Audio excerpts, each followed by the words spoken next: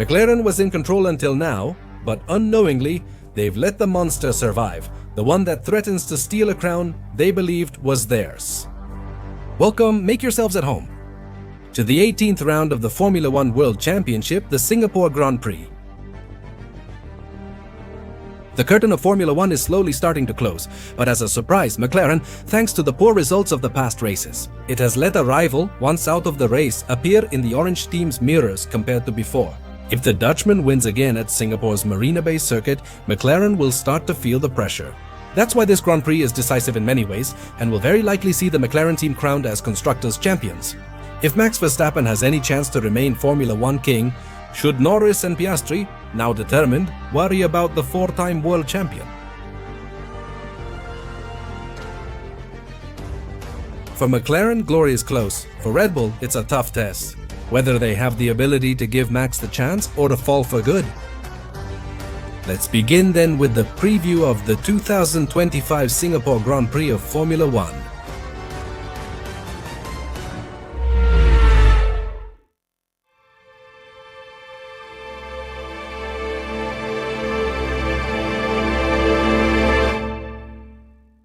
The end of the season and of the ground effect technical regulations introduced in 2022 is just 7 races away, with an ending that seemed like it would be decided between the McLaren men, but that could have an unpleasant surprise for the team. World champion who this weekend will have his second chance to defend his crown and become a 10-time Constructors' Champion in their history. So considering all that, Singapore, round 18 of the World Championship, could reveal if the orange team is in trouble. And if the current king of Formula One can still fight to keep his throne? But, ladies and gentlemen, to start off this preview, as always, let's begin by analyzing the next circuit, which will host round 18 of the Formula One World Championship. Marina Bay, Singapore. Its track, the Marina Bay Street Circuit, is a street circuit opened in 2008. It holds the record of being the first night race in the history of Formula One 4.9 kilometers long, 62 laps, 19 turns. 4 drag reduction system activation zones, but only one potential key zone for overtaking maneuvers. Characterized by being a track with walls close to the circuit, physically demanding, and above all, very hot. The highest speed on this circuit is reached in the first sector. It has 6 corners, 3 slow and 3 fast, almost like straights. But speaking of this, it has the main straight and the longest straight on this track, which is located on Raffles Boulevard. These two are drag reduction system activation zones. The first zone is located just before starting the lap on that track on the main straight, and it extends up to the braking zone of turn 1. But because of its size, it's rarely used for overtaking. From here, the drivers face the slow turns 1, 2 and 3, and they let themselves go until the longest straight of this circuit, which in addition is the second drag reduction system activation point. After exiting medium speed turn 5, this device remains open through the area until the braking zone at turn 7. It's undoubtedly the best overtaking zone, as it's practically the longest straight on this circuit, where acceleration is key to having even a minimal chance to overtake on this track. A great exit with excellent traction from that tricky turn 5 where the wall is very close. It's a very fast section, possibly the fastest on the circuit, but at the same time it's technical and usually a very crucial sector for the race. The second sector is the track's most technical part and has the most corners. Practically all the turns in this sector are slow, 90-degree corners with the walls right next to the track. So braking hard and getting the traction right is the key at this point. In particular, the circuit is known for having short straights and 90-degree corners. All the corners in this part of the track will require an aggressive approach but a clean exit. Despite this, it has a small straight that serves as a drag reduction system activation zone. It's on the straight between turns 3 and 14, but its short length means it's rarely used for overtaking. It's more useful for chasing rivals and staying close to try overtaking later on the circuit. It's a tight, complex sector that will challenge the car more than any other part, especially on this circuit. And the last sector, again, is fast by the standards of this circuit, although it doesn't reach the speeds of the first part. But in much of this sector, you're flat out on the accelerator. It has 6 turns and features the only fast corners on this track. But before this, there's the fourth and final drag reduction system activation zone, where after exiting the slow turn 14, this device is enabled and extends all the way to the braking zone of turn 16. However, this section is so fast that even with drag reduction system overtaking is nearly impossible. So, despite its length and the speed you can reach to try to overtake, it's not an easy spot. After this, drivers reach the chicane at turns 16 and 17, two slow corners where they must brush the wall on exit to maximize speed, then tackle the fast corners of 18 and 19, aiming to maintain top speed. To finish with that, the lap around the Marina Bay Street Circuit. The best word to describe this circuit is twisty, since not only do most of the corners have a wall right next to them to punish mistakes, but it's also narrow, slow, and extremely difficult. That's why it's one of those circuits where you need to qualify well, but where the race can change drastically from one moment to the next, because of its chaotic nature, which is often a decisive factor. And in summary, in the first sector, the most important elements are traction and acceleration. In the second, traction and speed through slow corners. In the third, accelerate again for a strong exit into the high-speed zones.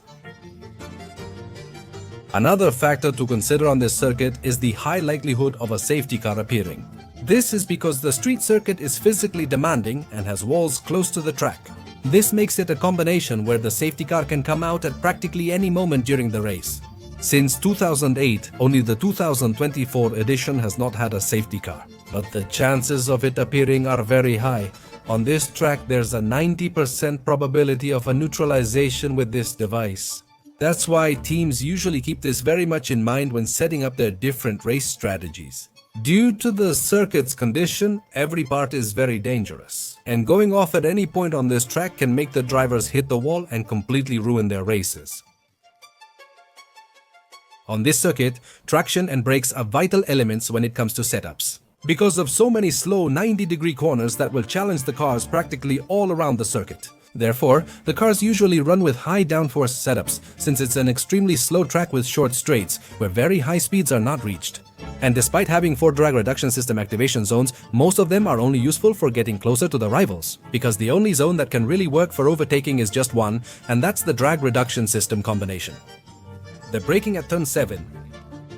To overtake here, you must exit turn 5 with more traction and speed than your rival.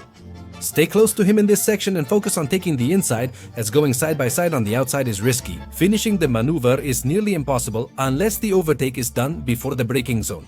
Otherwise, it's pretty much impossible. And even though it's the best spot for overtaking, it's not easy at all to pull them off in this part of the track. The difficulty of overtaking at Marina Bay is 4 out of 5, making it extremely hard. Making it a track where qualifying well is key and vital if you want to have a decent result at the end of the race. In the Singapore pit lane, you drive at 60 km per hour, making it a slow zone. Entering it, even when cutting the final corner, needs a slow approach, and the exit is similar, almost level with the track. Therefore, a pit stop including a tire change can be completed in about 29 seconds. And tire wear on this track is quite low. The asphalt has moderate abrasion but endures stress with minimal damage. The rubber and lateral loads are relatively low on this track. The tires that work the most are the rear ones, especially the right rear, so it's very important to take care of them to maintain traction when exiting the corners. And where teams usually go for one-stop pit strategies, although in the right situation, with a safety car, this can change. If nothing unusual happens, the priority is a single stop. For this Grand Prix, Pirelli will supply the C3, C4 and C5 tires, the softest from the Italian manufacturer. The Marina Bay Street Circuit is hell on earth for many drivers. It's not just about facing a difficult street circuit, but it's also humid and hot. And that makes it the most physically demanding and challenging test that Formula One has right now. It's a track that punishes any mistake, and each lap gets harder. So you not only need to be fast at Marina Bay, but also precise and resilient on a track that's not at all suitable for the weak. It's very likely that McLaren will leave Marina Bay as the Constructors' World Champion. All eyes will be on Red Bull and Max Verstappen, who may be the only ones able to stop McLaren from winning it all, if they manage to get through this trial by fire. So yes, the 10th Constructors' crown is inevitable, but for the driver's title, Singapore is a key round in Max Verstappen's tough aspirations. With this in mind, ladies and gentlemen, let's see what awaits teams and drivers in the head-to-head of this 18th round at the Marina Bay circuit. For the first time this season, the McLaren team has lost 2 consecutive races. In Azerbaijan, they experienced their worst weekend of the year. Max Verstappen is now 69 points behind leader Oscar Piastri. Where? If he repeats the incredible form he's been showing in the last few races, Max could start making the people at McLaren very nervous. In earlier episodes, we noted that fast circuits with low downforce, low degradation, and low temperatures don't favor the MCL 39. Though both drivers performed poorly, much of the bad result was due to this. In summary, these were tracks where the McLaren couldn't make the most of all its strengths. But now everything changes, as Singapore is a high downforce track that demands traction and especially wears out the rear tires. Areas where the McLaren has been extremely strong, and that strength hasn't faded so far. So McLaren is going to be very strong that weekend. But the doubt that remains? Regarding Red Bull's form, will their strength be enough to return to their usual performance in 2025? On the title fight side, thanks to Norris's result and Piastri's mistakes, in Azerbaijan, the gap has been reduced to just 25 points, so the fight is getting close again. We'll see if the McLaren men settle this fight or if a third party steps in to take their crowns. Speaking of crowns, McLaren has another chance in this Grand Prix to secure their 10th Constructors' title. They need just 13 points this weekend to automatically become world champions. If they can't get 13 points, they'll win if Mercedes scores under 31 and Ferrari under 35. So unless another disaster like Baku happens, the title will probably be decided in Singapore, giving the orange team one less worry for the season's end. Thanks to the result in Baku, Mercedes has regained second place in the constructors' standings, where they made it back to the podium. After several disastrous races, Kimi Antonelli made a good recovery with a fourth-place finish that should help him regain lost confidence. However, they're heading to a circuit that's a natural weakness for the W16, a slow, very hot track. There's optimism in the German team, as Mercedes believes they've found a key factor to repeat their Baku success. That also improves the car's stability while braking and turning at the same time. And the focus of the German team this weekend will be precisely to improve that part of the driving. In order to achieve that result, they want so much to secure second place in the Constructors' Championship. It seems tough, especially given how much that car struggles in the heat. But we'll have to see if Mercedes, having identified this problem, is able to give their drivers the tools to keep achieving a great result on the streets of Singapore.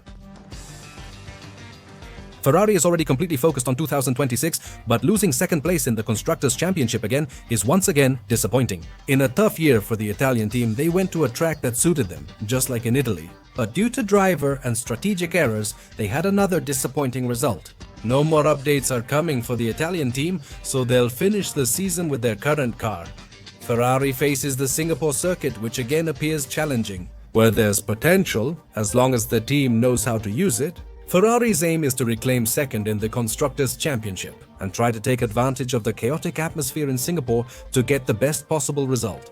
We'll see if they can finally get that long-missed victory, but at first glance it seems difficult. Under normal conditions,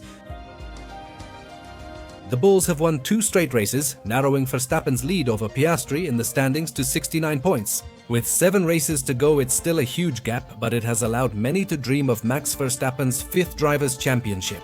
After updates in Italy, Red Bull now has a car with a broader operating window, letting them approach race weekends more effectively. Thanks to the 2 wins and Piastri's Baku result, Verstappen only relies on himself to become champion if he wins every race from now on. But that's the problem with his aspirations. Red Bull has shown to be much stronger on fast circuits. But we don't know if that strength will be enough to beat McLaren on the circuits where they really exploit all the capabilities of their car. That's why Singapore looks like the acid test for the Austrian team and above all for Max's chances to become world champion. If they beat McLaren on a circuit that suits the orange team perfectly, they'll be able to beat them on any other track on the calendar. If Piastri and Norris keep splitting points, Verstappen will have a much easier time closing the 69-point gap and winning the title by season's end. This Grand Prix will show if McLaren can be beaten in the drivers' standings, but it will all depend on how strong Red Bull is this weekend. On a circuit completely different from what we've had in previous weeks, and one that has historically always been difficult for the Dutch driver. Williams' points from Baku and Sainz's podium give the team some breathing room in the battle for 5th in the constructors' standings. They've already raced on 2 tracks that suited them, but now they'll face circuits where their car will struggle more. With the 29-point cushion over rivals, they can approach the next 7 races more calmly, without resting on their laurels. So Williams faces a race this weekend that might be tough but with a lot of optimism. But we'll have to see if that's enough to get a good result on this track again and gradually secure that 5th place in the constructors' standings. Another great result has allowed Racing Bulls to take 6th place in the constructors' standings, which was originally their goal from the start of the season. But obviously, with the balance the car has gained, nothing will stop them from going for that 5th place. For now, the Faenza team's priority appears to be defending their position against Aston Martin. But besides that, one of the things that stands out the most is what will happen with one of their seats, which is currently being considered between Liam Lawson, Yuki Tsunoda, and the Briton Arvid Lindblad. Have Liam Lawson's strong recent performances increased his value within the team? That could help him keep his seat, putting Tsunoda's Formula 1 position at risk. With uncertainty surrounding Arvid Lindblad, Lawson must stay focused and achieve another strong result to keep his Formula 1 seat. We just need to see if their car's balance gives them an edge at Marina Bay and if they achieve another strong result to secure their position. In 6th in the constructors' standings, Aston Martin struggled at 2 unsuitable circuits, but now they're focused on fighting for points to regain ground, both with Racing Bulls and Williams, especially on the upcoming high downforce track. This will benefit Aston Martin, helping them overcome the top speed they've lacked this season. This circuit seems like another great chance to score valuable points. Now we just have to see if they can show the same strength in the low downforce races again. But in theory, there should be opportunities for them in this Grand Prix, since the worst should already be over. At least until Aston Martin has to face the Las Vegas circuit. Sauber couldn't score points in the last Azerbaijan Grand Prix. 5th place in the constructors' standing seems nearly impossible now, so the Swiss team's goal is 6th or 7th place as they arrive in Singapore with some optimism, hoping not to encounter the gusts of wind again that affected their car in the last race. For this race, they'll have to rely on a good qualifying session, because if they don't make it into the top 10 in qualifying, scoring points will be quite difficult. Fortunately, qualifying has been one of Gabriel Bortoletto's strengths all season. We'll see if it's enough to get into the points, but still, on such a chaotic circuit, opportunities can appear at any moment. Haas is hoping to at least finish 8th this season, but they keep wasting all their opportunities, and that has made them lose a lot of points to their rivals. That's why they come to Singapore aiming for a flawless weekend to catch up to Sauber and finish the season better than their current 9th place.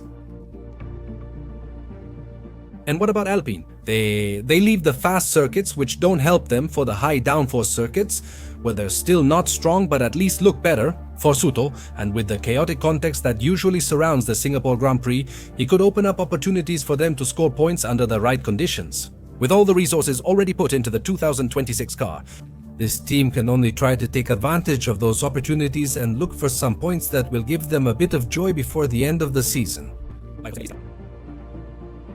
As for the weather, this weekend there is a threat of rain, but it will only appear at times when there is no Formula 1 activity. At least for now, qualifying and the race have less than a 10% chance of rain, although it is expected to show up during Saturday and Sunday. This means the track surface could be constantly cleaned, erasing the information gathered by the teams and drivers. High temperatures between 28 and 30 degrees are expected with high humidity. But for now, any threat of rain is far off from appearing while the cars are running on track. So ladies and gentlemen, get ready for a completely dry track. High temperatures to face the night of the Singapore Grand Prix. To conclude, here's the historical facts section about this circuit and Grand Prix, so you can take some trivia home with you this weekend. Singapore's Formula 1 story began in 2008 when the Grand Prix debuted in the championship. Presenting a unique challenge unlike anything on any top-level calendar, it wasn't just another street circuit but the first night race in Formula 1 history. Since the circuit was lit by thousands of lights, creating a unique atmosphere for the competition, the organizers aimed to make the Singapore Grand Prix something special. In particular, a complete entertainment center, where year after year it is known not only for hosting the Formula 1 race, also music festivals that provide a unique experience and are featured annually in its music section, featuring top acts like Linkin Park, Maroon 5, Ariana Grande, Muse, Post Malone, and more. Thus, it has become an event aiming to fully distinguish itself from other Grand Prix events of the year. Although the circuit has stayed the same since its Formula 1 debut, it has had 3 versions. From 2008 to 2012, we had the version with the infamous triple chicane turn. From then until 2022, it was the same, but without that turn. And since the 2023 season, we've had a version that doesn't include the old Marina Bay Street that crossed through the floating stadium and its stands. Daniel Ricciardo holds the Formula One race history's fastest lap, setting a 1:34.486 time last year in his Racing Bulls. Mercedes, Red Bull and Ferrari are all tied as the top winners in this Grand Prix, with each of them having 3 to 4 victories at this circuit. So, there isn't a clear top champion, but any of these 3 teams could break the tie this weekend if they manage to win. And what about the podium of the top winners? Past Grand Prix winners include Fernando Alonso in third with 2 wins and Lewis Hamilton in second with 4. Sebastian Vettel is the top champion of the Singapore Grand Prix, winning 5 times from 2011 to 2019 as the undisputed king of this track, the most decorated driver on Singapore's streets. And our last fact of today's video. Ladies and gentlemen, this concludes our preview of the 2025 Singapore Grand Prix. But let me ask, do you think Verstappen will show the same strength at the challenging Singapore circuit as in previous races? Can anyone stop McLaren from winning their 7th Constructors' title? And of course, let me know your top 3 of who you think will be the first 3 drivers on the podium at the end of this Sunday's Singapore Grand Prix. Let me know all your opinions in the comments section. That's all from me. Goodbye. If you enjoyed this video, give us a thumbs up, subscribe to this channel, turn on notifications so you know when I'm uploading a new video, and share this with your friends. Also, I invite you to follow us on our Instagram and Twitter accounts. The links will be in the description of this video. And I'll see you this Sunday, for the recap at the end of the Singapore Grand Prix. Thanks for tuning in and see you later.